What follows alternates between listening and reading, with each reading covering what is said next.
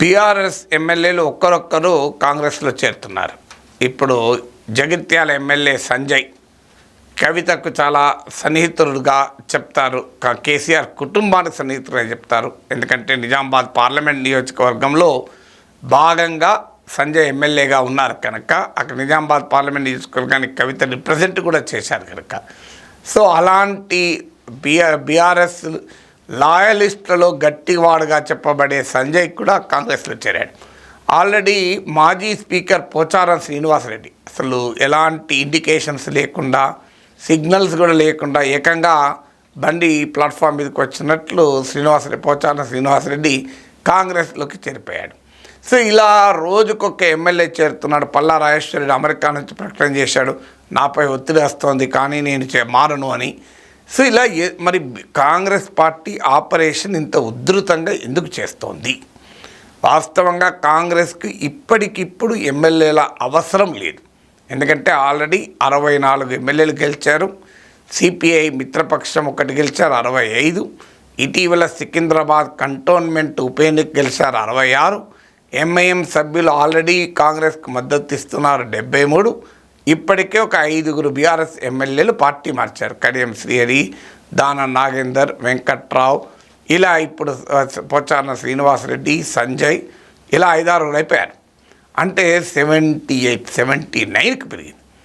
So 119 మంది సభ్యులు కల తెలంగాణ అసెంబ్లీలో ఆల్రెడీ 78, 79కి వచ్చేశారు.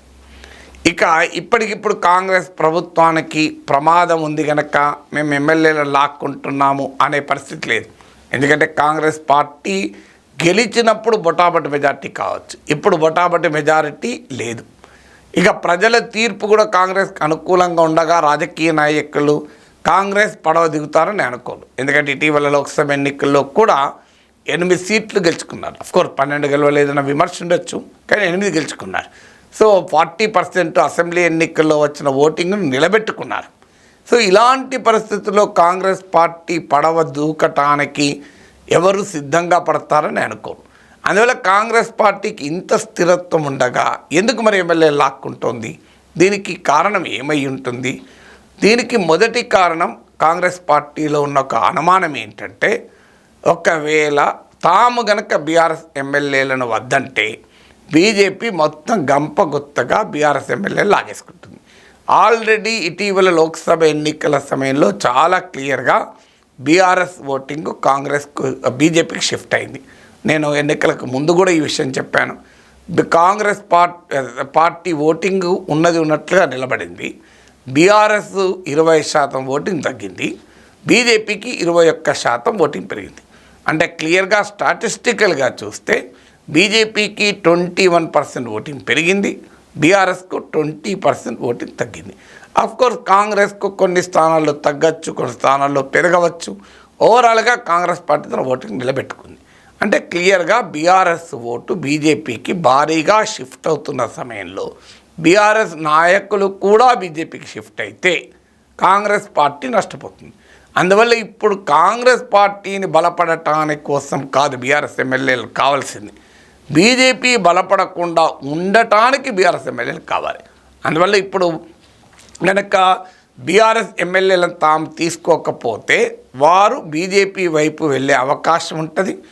ఇప్పటి వరకు బీఆర్ఎస్ ఓటింగ్ మాత్రమే పార్లమెంట్ ఎన్నికల్లో షిఫ్ట్ అయింది. రేపు అసెంబ్లీ ఎన్నికల్లో షిఫ్ట్ అవుతుంది అనే గ్యారంటీ లేదు. లోకల్ బాడీస్ ఎన్నికల్లో బీజేపీకి షిఫ్ట్ అవుతున్న గ్యారంటీ లేదు. ఇటీవల ఖమ్మం, నల్గొండ, వరంగల్ గ్రాడ్యుయేట్ కాన్స్టిట్యూన్సీ ఎన్నికల్లో మనం చూసాం, బీజేపీ ఎక్కడో ఉండిపోయింది.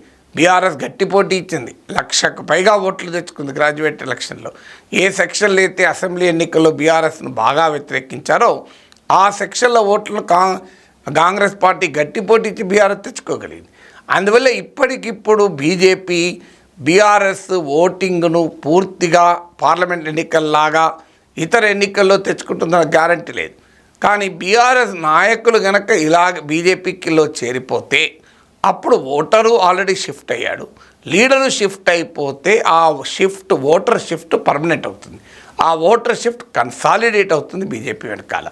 దీన్ని అర్జెంటుగా నివారించడం కాంగ్రెస్కి అవసరం. అందువల్ల కాంగ్రెస్ పార్టీ తన అవసరాల కొరకన్నా బీజేపీకి వెళ్లకుండా నివారించాలంటే తమ వైపు తిప్పుకోవాలి అన్నది మొదటి కారణం. ఇక రెండవ కారణం ఏంటంటే వాస్తవంగా కాంగ్రెస్కు లాభం ఏంటంటే బీఆర్ఎస్ నిలబడితే. ఈ తప్పు గతంలో కేసీఆర్ కూడా చేశాను, గతంలో కూడా చెప్పాను. కాంగ్రెస్ పార్టీని పూర్తిగా బలహీనపరిస్తే తనకు ప్రతిపక్షమే ఉండదు అని భ్రమపడ్డాడు. కాంగ్రెస్ దెబ్బతిన్నాక అంతకన్నా శక్తివంతమైన ప్రత్యర్థిగా బీజేపీ ఎమర్జ్ అయింది. బీజేపీ క్రియేట్ చేసిన ప్రభుత్వ వ్యతిరేకత కాంగ్రెస్కు ఉపయోగపడి కాంగ్రెస్ గెలిచింది. ఇప్పుడు ఈ పొరపాటు మళ్ళీ కాంగ్రెస్ చేస్తుందా? ఎందుకంటే బీఆర్ఎస్ను కంప్లీట్గా లేకుండా చేస్తే అల్టిమేట్ ప్రయోజనం బీజేపీకి, అల్టిమేట్ ప్రయోజనం కాంగ్రెస్కు దక్కదు. ఎందుకంటే కాంగ్రెస్ వర్సెస్ బీజేపీ అనే ఓటు పోలరైజ్ అయితే కాంగ్రెస్కు కొంత లాభం అయితే బీజేపీకి ఎక్కువ లాభం అవుతుంది. ఇది పార్లమెంట్ ఎన్నికల్లో మనం చూసాం. అందువల్ల ప్రభుత్వ వ్యతిరేకత స్ప్లిట్ అవుతేనే కాంగ్రెస్కు బెనిఫిట్. బీఆర్ఎస్ బీజేపీ కలిసి కాంగ్రెస్ పైన పోరాడితే అది వేరు విషయం, కానీ అదంత సులభం కాదు ఇప్పుడు తెలంగాణలో ఉన్న రాజకీయ పరిస్థితుల వల్ల. అందువల్ల మరి అలాంటప్పుడు బీఆర్ఎస్ ఎమ్మెల్యేలను తీసుకొని ఆ పార్టీని బలహీనపరిస్తే కాంగ్రెస్కి ఏం ప్రయోజనం అనేది రెండవ ప్రశ్న. కానీ రియాలిటీ ఏంటంటే కాంగ్రెస్ ఏమి చేసినా చేయకపోయినా బీఆర్ఎస్ బలహీనపడడం ఆపలేరు. అందువల్ల తాము ఎలాగో ఆపలేం కనుక బలహీనపడుతున్న బీఆర్ఎస్ వల్ల తాము లాభపడాలన్నది కాంగ్రెస్ రెండవ వ్యూహం. మూడో వ్యూహం అఫ్కోర్స్ రేవంత్ రెడ్డి వ్యూహం ఉండాలి. తన నాయకత్వానికి వితిన్ ద కాంగ్రెస్ ఏనాడైనా ఛాలెంజ్ ఉంటుంది. ఎందుకంటే పిసిసి అధ్యక్షుడు అయినప్పుడు రేవంత్ రెడ్డి ఎదుర్కొన్నాడు ఈ ప్రాబ్లంను, ముఖ్యమంత్రి అయినప్పుడు ఎదుర్కొన్నాడు. అందువల్ల రేవంత్ రెడ్డికి ఆ మేరకు అవగాహన ఉంటుంది కదా. కాంగ్రెస్ పార్టీలో తనకు ఏనాడైనా థ్రెట్ ఉండే అవకాశం ఉంటుంది కనుక కాంగ్రెస్ పార్టీ ప్లాట్ఫామ్ను విస్తరిస్తే, రోడ్డు వైడెన్ చేస్తే ప్రమాదం ఉండదు అనే ప్లాన్ కూడా రేవంత్ రెడ్డి నాయకత్వానికి ఉండొచ్చు. అందువల్ల ఎక్కువ మంది బయట పార్టీ ఎమ్మెల్యేలను తీసుకొచ్చుకుంటే వితిన్ ద పార్టీ కాంగ్రెస్లో ఉన్న తన ప్రత్యర్థులు తనకు వ్యతిరేకంగా ఏ ఆపరేషన్ చేసినా అది ఫెయిల్ అవుతుంది. అలాంటప్పుడు వాళ్ళు ఆపరేషన్ చేయలేరు. అందువల్ల ఈ మూడు కారణాల రీత్యా బీఆర్ఎస్ ఎమ్మెల్యేలని అవసరమున్నా లేకపోయినా కాంగ్రెస్ తన వైపు తిప్పుకుంటుంది.